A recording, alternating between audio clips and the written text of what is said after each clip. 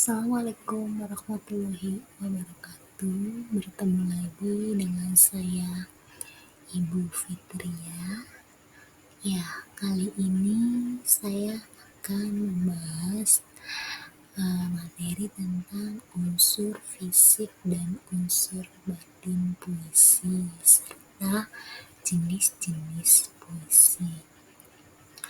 Anak-anakku yang hebat, masih semangatkah kalian untuk belajar? Ya, harus tetap ya.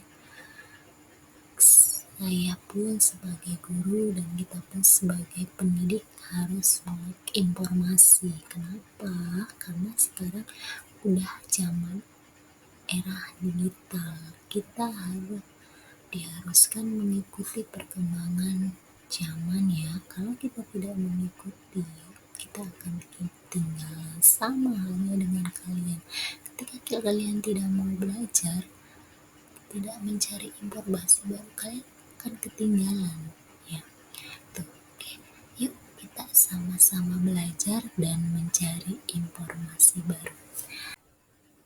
Baiklah, KD yang akan Ibu sampaikan kali ini adalah KD 3.17 tentang menganalisis unsur puisi. Oke, sekarang mungkin kalian penasaran ya, apa sih Bu materinya? KD 3.17 itu isinya apa sih Ibu? Oke, di sini kita akan mempelajari materi tentang struktur batin dan struktur fisik dalam teks puisi. Siapa yang suka puisi? Yuk, sekarang kita belajar mengenal lebih dalam apa itu puisi. Kayaknya sebelum pembelajaran dimulai, sebelum kita ke materi ya, Ibu sampaikan dulu capaian pembelajarannya. Ya, diharapkan peserta didik mampu mengevaluasi dan mengkreasi informasi berupa gagasan, pikiran, perasaan, pandangan, arahan, atau pesan yang akurat dari menyimak berbagai tipe teks, non-fiksi maupun fiksi. Baiklah, tujuan pembelajaran kali ini diharapkan setelah melakukan kegiatan pembelajaran peserta didik mampu menganalisis unsur fisik dan unsur batin puisi dengan tepat. Oke, kegiatan pembelajarannya adalah peserta didik dapat memahami struktur fisik dan struktur batin dalam teks puisi yang dibacakan secara kritis dan reflektif. Oke, selanjutnya nilai karakter ya. Ibu harap setelah pembelajaran ini diharapkan kalian dapat berpikir kritis, reflektif yang mengedepankan sikap jujur, kompetitif, percaya diri, dan tanggung jawab. Oke, sebelum kita ke struktur batin dan struktur fisik, kita bahas dulu apa itu puisi. Kira-kira ada yang tahu tidak?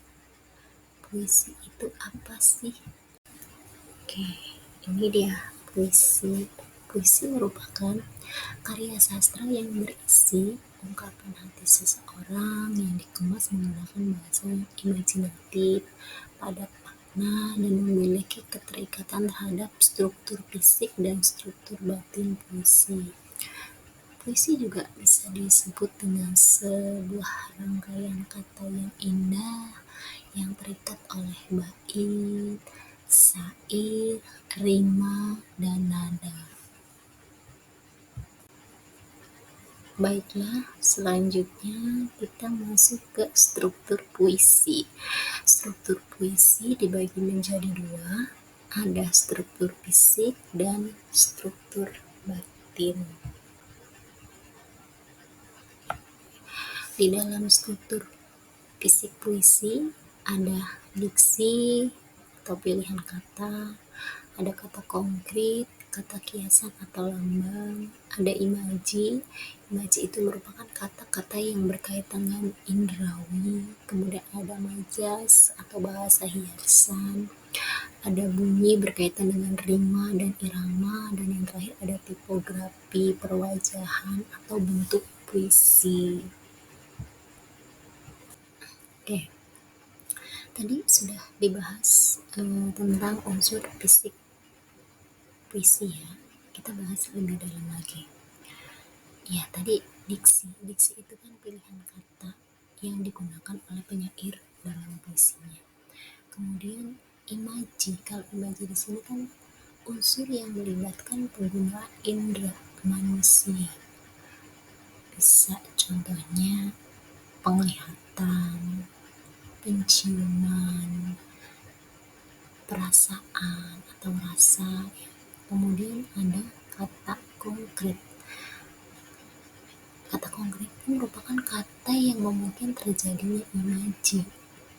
Apa sih konkret itu? Konkret itu kan nyata, wujud. Contohnya misalnya gunung, pohon kan, pintu. Nah, itu kan nyata, ada ya. Kemudian ada gaya bahasa. Tadi juga sudah dibahas, gaya bahasa itu berkaitan dengan majas ya.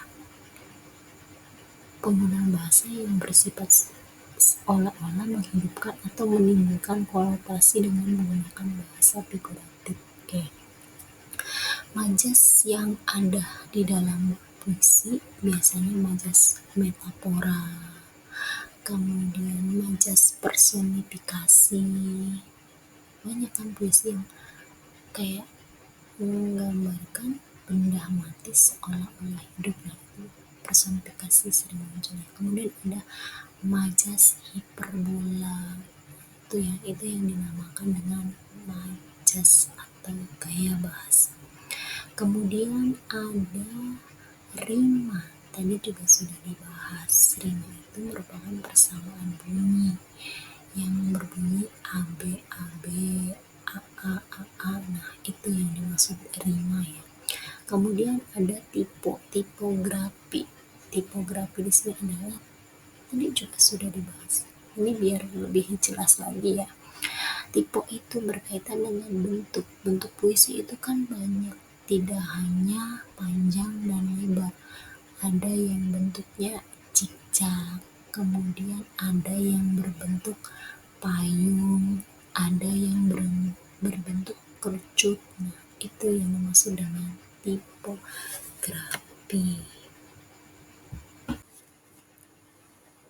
Oke, diksi ya. Di sini kita akan membahas diksi. Saya ambil contoh dari puisinya seperti Djoko Damono ya. Selamat pagi Indonesia. Sekarang seekor burung muda mengangguk dan menyanyi kecil buatmu. Aku pun selesai, tinggal mengenakan sepatu dan kemudian pergi untuk menjaga setiaku padamu dalam kerja yang sederhana. Oke. Untuk diksi di sini, diksi itu merupakan pilihan kata ya.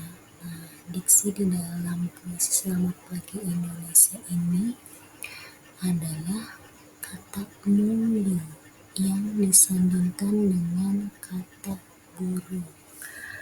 Itu ya yang dimaksud dengan diksi.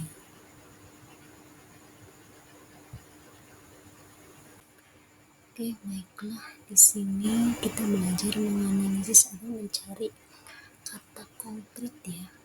Jadi kata konkret itu masuknya ke unsur diksi. Di sini ada contoh dari puisi karya Djoko Damono, Selamat Pagi Indonesia.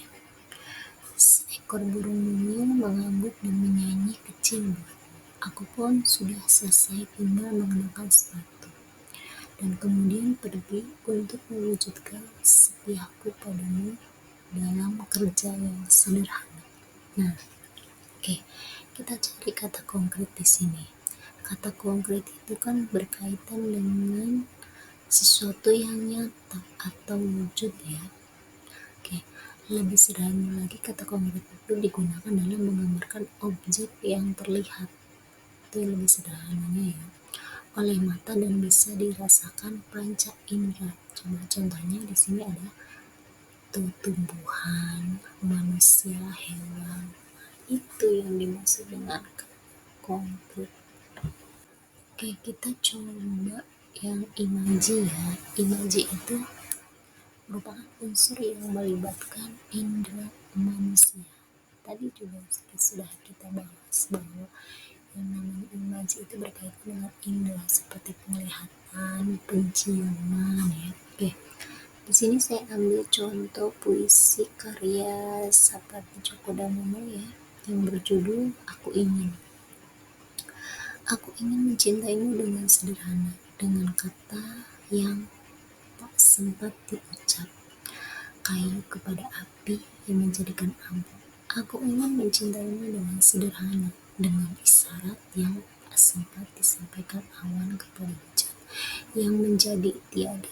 Nah, coba imajin apa yang terlihat dari puisi tersebut.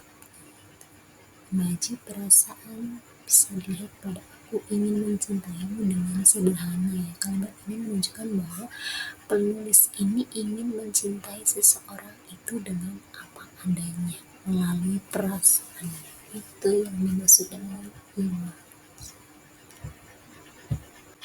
Oke, next di sini kita coba menganalisis gaya bahasa ya dalam sebuah puisi. Saya ambil contoh puisi karya Chairil Anwar yang berjudul Deru Campur Debu. Sajak putih sepi menyanyi, malam dalam minum, tiba meriak buka air kolam jiwa, dan dalam dadaku semerbak lagu. Oke, gaya bahasa. Apa itu gaya bahasa? Tadi sudah dibahas. Gaya bahasa itu merupakan majas atau penggunaan bahasa yang bersifat seolah-olah menghidupkan atau menimbulkan makna konotasi dengan menggunakan bahasa yang figuratif ya. Oke. Kira-kira dalam puisi Deru Campur Debu ini terdapat majas apa? Ya, terdapat majas personifikasi. Kenapa? Karena menggambarkan benda mati seolah-olah hidup. Nah, di sini ada bait sajak putih sepi menyanyi. Kenapa disebut majas personifikasi? Karena tidak mungkin bisa ya sajak itu menyanyi, yang bisa menyanyi itu hanya orang, jadi bukan sajak. Nah, itu ya. Iya, jadi dalam puisi ini mengandung majas personifikasi, majas yang benda mati yang seolah-olah hidup. Next, struktur batin. Struktur batin ada tema pokok pikiran dalam puisi, kemudian ada amanat, pesan dalam puisi, ada nada, sikap penyair terhadap pembaca, rasa atau suasana, keadaan jiwa pembaca. Baiklah, Ibu di sini akan membahas lebih dalam tentang struktur batin puisi. Ya, tadi juga sudah dibahas ya. Struktur batin dan struktur fisik, apa sih perbedaannya? Mungkin yang lebih terlihat itu kalau fisik itu berarti tersurat kan, sedangkan batin tersirat, artinya tidak terlihat. Kalau fisik jelas kan, terlihat. Itu perbedaannya ya, tersurat dan tersirat.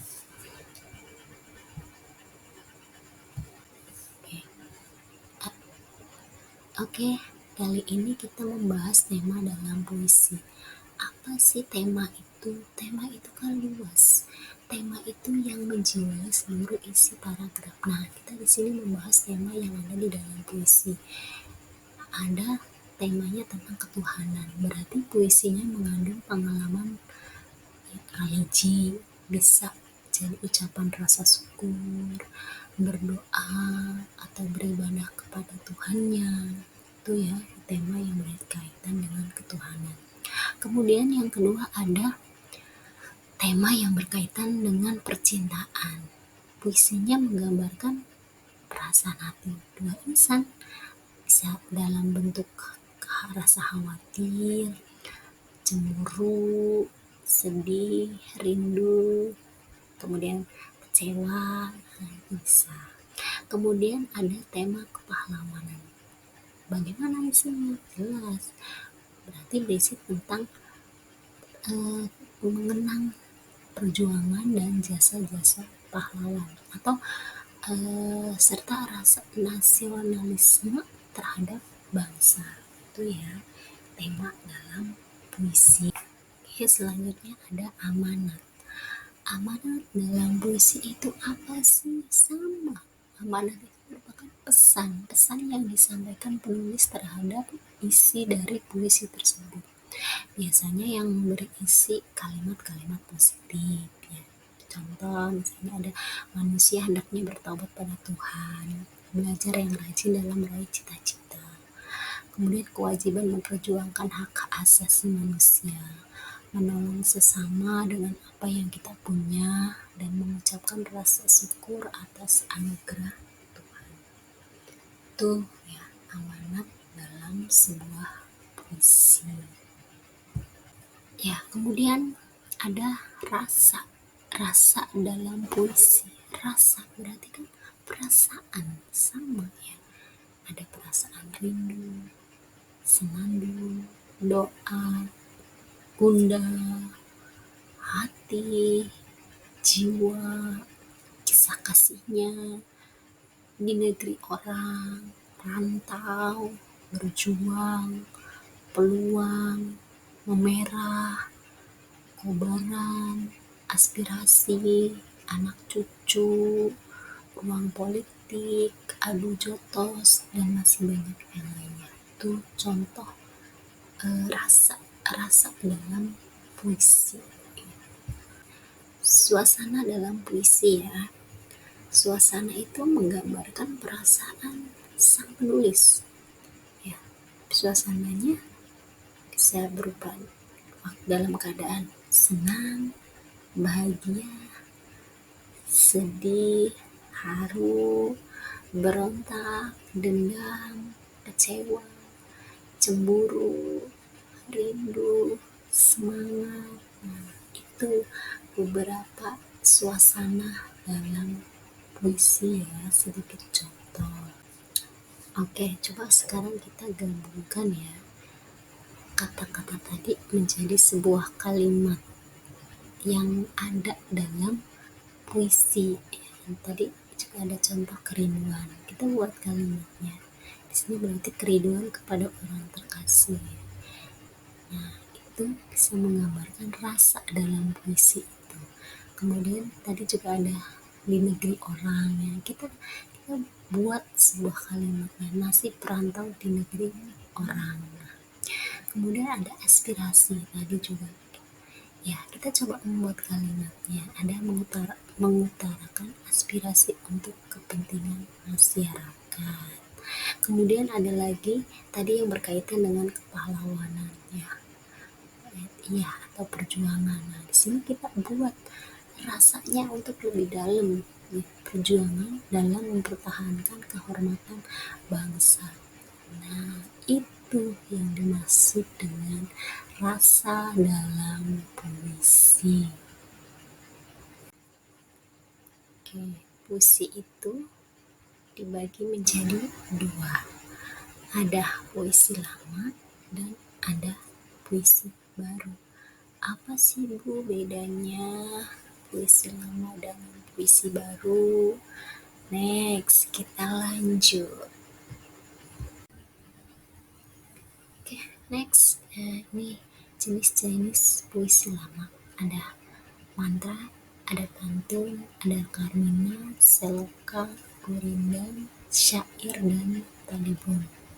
Itu ya contoh-contoh dari puisi lama. Oke, next di sini ada jenis-jenis puisi baru. Yang pertama ada balada, adalah jenis puisi baru berisi mengenai sebuah alkisah atau cerita tentang sesuatu atau seseorang. Kemudian ada romance, adalah jenis puisi baru yang berisi tentang sebuah luapan, perasaan, cinta, kasih, dan sayang. Kemudian lanjut ada Hindu, adalah jenis puisi baru yang berisi mengenai sebuah pujaan untuk Tuhan, tanah air, atau pahlawan. Kemudian ada epigram. Epigram merupakan jenis puisi yang baru yang berisi mengenai tuntutan atau ajaran hidup. Kemudian ada ode, merupakan jenis puisi baru yang berisi mengenai sanjungan untuk orang yang telah berjasa. Kemudian ada elegi, adalah jenis puisi baru yang berisi mengenai ratapan, tangis, atau kesedihan. Dan yang terakhir adalah satire, adalah jenis puisi yang berisi mengenai sebuah sindiran atau sebuah kritikan. Oke, sebelum mengakhiri pembelajaran hari ini, saya memberikan sedikit motivasi agar kalian penerus bangsa masih tetap semangat untuk belajar, mencari informasi baru, ya. Dan jangan pernah lelah untuk terus berusaha dan berusaha untuk menjadi orang yang lebih baik. Oke. Motivasi dari Hitopadesa, dari semua hal pengetahuan adalah yang paling baik karena tidak kena tanggung jawab maupun tidak dapat dicuri, karena tidak dapat dimiliki dan tidak dapat dihancurkan.